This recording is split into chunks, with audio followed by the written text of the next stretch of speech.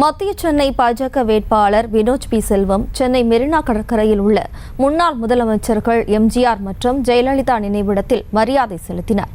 கூடுதல் விவரங்களோடு நமது செய்தியாளர் கார்த்திக் ராஜா இணைகிறார். வணக்கம் கார்த்திக் ராஜா, மேலும் விவரம். வணக்கம் ஜெயஸ்ரீ. தமிழகத்தில் நாளை மறுநாள் நாடாளுமன்ற தேர்தல் நடைபெறவுள்ள நிலையில் இன்றுடன் தேர்தல் பரப்புரை நிறைவு பெறுகிறது. அதன் அடிப்படையில் அனைத்து கட்சிகளும் இறுதிக்கட்ட பரப்புரையில் ஈடுபட்டு வருகிறார்கள்.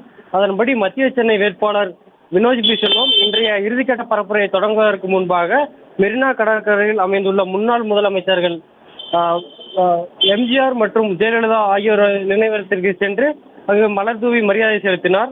அவருடன் கூட்டணி கட்சி தொண்டர்களும் பாஜக தொண்டர்களும் உடன் இருந்தனர். அப்போது செய்தியாளர்களை சந்தித்த வினோஜ் பி செல்வம், எம்ஜி ராமச்சந்திரன் மற்றும் ஜெயலலிதா இருவரும் அதிமுகவுக்கு மட்டும் சொந்தமானவர்கள் கிடையாது, அவர்கள் அனைவருக்குமானவர்கள். இங்கு அரசியலுக்கு அப்பாற்பட்டு வந்துள்ளேன், இங்கு அரசியல் பேச விரும்பவில்லை என்று கூறினார்.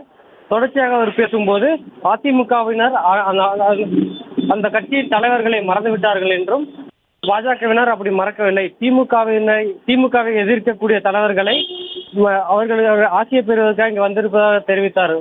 ஜெயஸ்ரீ, விவரங்களுக்கு நன்றி கார்த்திக் ராஜா. செய்திகளை உடனுக்குடனும் துல்லியமாகவும் தெரிந்து கொள்ள சப்ஸ்கிரைப் பண்ணுங்க.